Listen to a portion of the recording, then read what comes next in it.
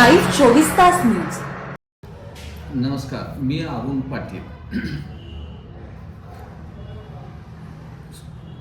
आज आदमापूर ठिकाणी की साक्षात सगुण रूपामध्ये परमेश्वरानं अवतार घेतलाय ते बाळूमामांच्या या पवित्र भूमीमध्ये, ज्यांचा याच पवित्र भूमीमध्ये येत्या 15-16 तारखेला त्यांचा भंडारा उत्सव हा कार्यक्रम या ठिकाणी होत आहे.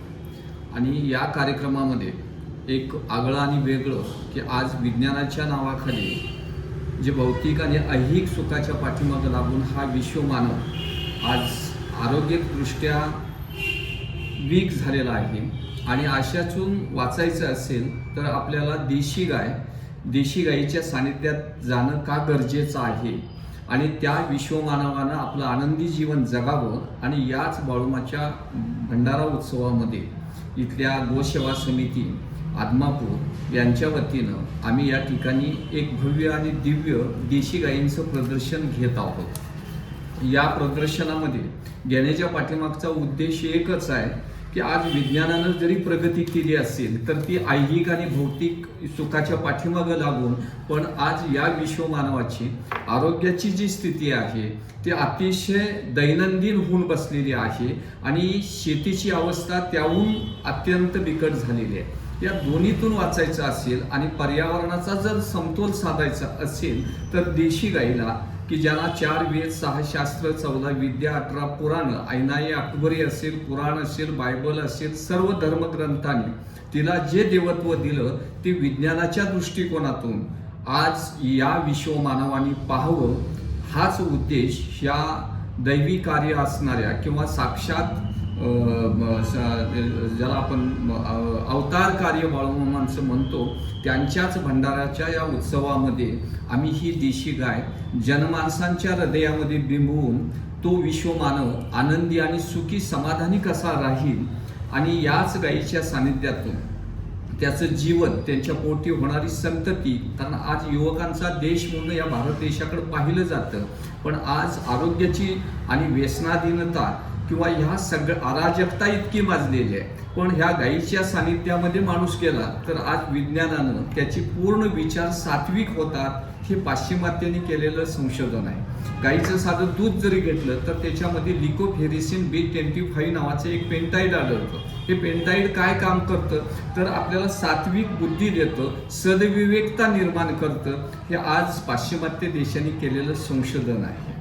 आणि ह्या गायीच्या सानिध्यामध्ये जरी गेलात तर ॲस्ट्रोलॉजी असेल, पंचांगशास्त्र असेल, वास्तुशास्त्र असेल किंवा दुसरे अनेक शास्त्र ह्या गायीच्या भोवत्यानीच पूर्णपणे आहेत. कारण गाय जिथं उभा राहते ते तीर्थस्थळ बघावं. किंवा तुकाराम महाराजांनी सांगितलं की गायीच्या पायाखालची माती ही सर्वश्रेष्ठ विभूती जगातली म्हणून सांगितलं, किंवा जिथं गायीचे पाय तिथं पांडुरंग स्थान म्हणून सांगितलं. ते पूर्ण विज्ञानाच्या आधारावरती हे पारंपरिक आमची संस्कृती आहे. ही संस्कृती जतन झाली पाहिजे. संस्कृती जतन झाली तर धर्म वाढेल. देव, देश आणि धर्म याच्यातूनच विचार केला तर हा विश्वमानव सुखी समाधानी कसा राहील या उद्देशानं हे प्रदर्शन आयोजित केलेलं आहे.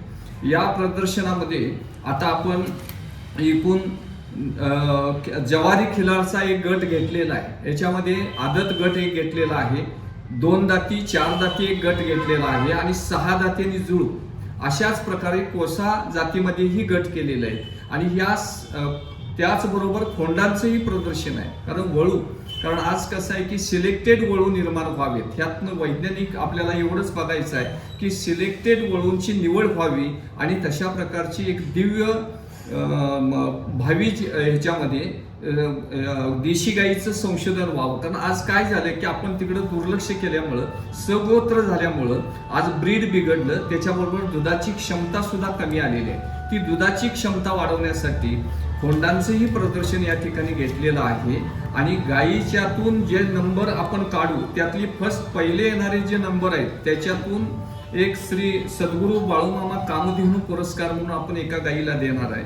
त्याचबरोबर खोंडांच्या निवड करून बाळूमामांच्या नावानं श्री संत सद्गुरू बाळूमामा महानंदी पुरस्कारानं सन्मानित करण्यात येणार आहे. तरी सर्व भक्ताने, बाळूमामाचे भक्त असतील, गोपालक असतील त्याचबरोबर या ठिकाणी दिवसभर आपण असे चर्चासत्र ठेवणार आहे की ज्यांनी चांगली वळू केली, ज्यांच्याकडे चांगल्या गायी येतात, ज्यांना खरोखर गायींच्या वंशाबद्दलची माहिती आहे आणि खरोखर गाय पाळणार आहेत, अशांची पूर्ण दिवसभर मार्गदर्शन येणाऱ्या सगळ्या गोपालकांना मिळणार आहे. कारण जेणेकरून आज तिकुंडीचा राजा असेल, असे नामवंत बैल होऊन गेलेत, अशा मालकांना सुद्धा आम्ही इथं आमंत्रित केलेलं आहे. त्यांचा खुराक कसा दिला पाहिजे, त्याचे भोवरे कसे असले पाहिजेत बघायचं, एकंदरीत त्याची बॉडी लँग्वेज कशी असली पाहिजे, एक पोशाख खिलारची लक्षणं काय आहे, त्याचा चेहरा, देखणेपणा, आखीव रेखीवपणा, पायाची ठोकर कशी असली पाहिजे, पायाचा मजबूतपणा कसा असला पाहिजे,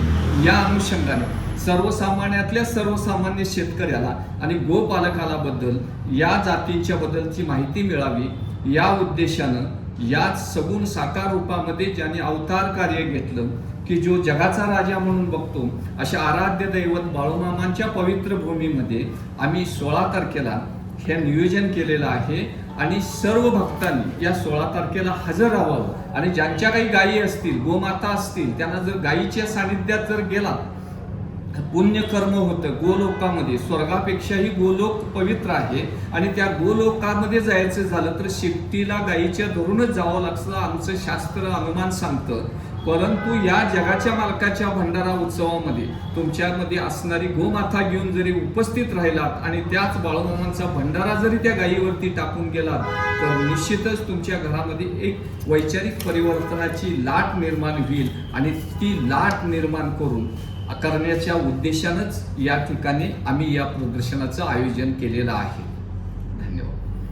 महाराष्ट्रातील ताज्या घडामोडी पाहण्यासाठी लाईव्ह 24 तास न्यूज चॅनलला सबस्क्राईब करा आणि बेल आयकॉनवर क्लिक करा.